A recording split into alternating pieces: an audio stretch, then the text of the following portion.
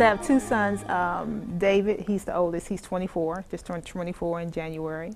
And Deveraux, he's 19. He'll be turning 20 in December. My relationship with David was very hard and difficult. David was very passive aggressive. We would argue a lot, but it would be soft arguing, which means that he wouldn't do what I asked him to do. He would just either forget or, Ma, I got something else to do. And he did this when he was very young. He was also very manipulative. Deveraux was the opposite, however. Deveraux was the fireball. He would fight constantly, always got in trouble day and night. I was at the school all the time. He was either fighting a teacher or fighting a kid. So my relationship with him was I was always trying to stop him from cutting up. It was a traumatic event that happened when I was young. I was abused. Never spoke about it. Nobody ever asked me, which I wasn't expecting them to, but nobody ever, communicated with me how to properly deal with that situation. So growing up, I was upset and angry youth. Around that time when they were acting up a whole lot, I had gotten separated from my husband. And we were literally homeless like overnight. After that time of us being homeless, I tried to reconcile with my husband. That didn't work, broke up again. And then a couple years later, the true intervention started December, I think it was maybe October 2006. Deveraux Cloud. He said, and I'm gonna paraphrase, Cabbie, them kids are getting away from you. They're running away from you. They're running you. They're not listening. Deveraux's gonna end up being a drug dealer on the street or something. David's gonna be pimping, and I'm paraphrasing what he said. He may not say these exact words, and he said, you gotta switch up. And I'm gonna tell you some things that you gotta do, and you gotta do it overnight immediately, or you're gonna lose your kids. So this is what he told me to do.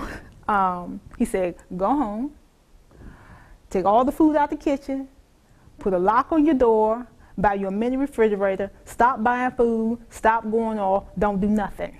They came home and was flabbergasted. Mom, what's going on? Now, mind you, he told me don't say nothing. And I said, what? That was the beginning of my intervention. So he would start coaching me and telling me, you're trying to deal with the boys as a girl, you're nagging, you're doing a whole bunch of talking, you can't do that with boys, you gotta tell them straight to the point, you gotta be firm with them, they need brothers in their life to help them. So that was around the time that it started turning for my boys. Participated in the food fight.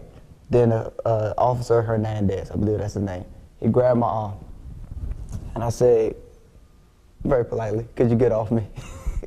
As we all know, me, if you know me, that's not what I said, but I said, could you get off me? And then he said, you coming with me? I didn't want to go with that man, I didn't know him. So I hit him with the lunch tray. That escalated. He stopped, was getting ready to chase me, but I took off running. In the back of Thompson High School, there's a set of woods. And the set of woods was where I knew nobody could see me. So I went back there and I stopped and thought for a minute. Sat down on the log, big log, sat there. I was like, don't nobody care what happened to me. So I might as well start living for myself. Sat there on that log and I went to sleep. So I ain't know where to go, just sat there and went to sleep. And then that's when the dream came. And I saw two paths, identical to the two paths that I was actually standing on. One path led to the street, which was to help people. The right path led to down the road that I was planning on going down. But fortunately I didn't take that one because that one led to a swamp. So the left one it's the one I took, but at that point I saw this was gonna lead you to dying. This was gonna lead to life. Growing up, you think parents can serve God for you, You come to church, oh, I'm saved. You come here, you thinking, oh, I'll go to the services, I sit through the services, I'm good. But it's deeper than that. You gotta do the work personally at home, understand that nobody can serve God for you. Is that turning point in my life. And just seeing what the cultural norms was. Kids having sex in middle school. So just deciding I didn't want to be a statistics in that category. And saying I got some place to be, I got a group of people to help. And I'm not gonna make it going down the path that is, traditionally taken. So I took the path less traveled. It was a hard struggle. Also during that time, they had mentors. Aside from Deveraux, over a period of time, they had Joe started. Then they had, we call him Greasy, but it's Will Washington. And the brothers would talk to them, you know, off and on throughout time, telling them how to be a man, which I could not do. That was the other thing Deveraux he told me to stop doing. You can't be a man to these boys. You're a female. Only thing you're doing with that aggression that you got, you need to get yourself together. All you're doing is pushing the boys away from you. About a year ago, I had I call it a meltdown. I was at work here at the factory. I worked for the Soul Factory. And a couple things that happened with me and a couple co-workers. We got into a disagreement over something that was nothing. That was nothing. And I went off. I was cussing, and I was blankety blank, blank, blank, blank, and you can blank, blank, blank, and I don't give a blank, blank, and I'm out. Peace. And this was the truth. And I left, I went to my office, and I was shaking. I was that angry from the conversation. I was more, I wasn't hurt or upset that I had a problem with them. I was upset because I was so upset. And all this rage just came to the surface, and I was like, God, what's happening to me? I went home, I cried, and about a year ago, I had a memory when I was sexually abused. All that came to the surface last year. All my memories flooded back when I was abused at 3, when I was abused at 8, when I was abused at 12, the divorce that I didn't process properly, abuse of the kids, trying to do what I was trying to do as a mother, but I couldn't do it. I was failing at it. I remember I was talking to Deveraux, and he mentioned to me about the 12 steps for Christians, and I told him, I said, I had that book on my shelf. He said, now take your time through this, Cab. He said, whatever you do, don't blame yourself through this.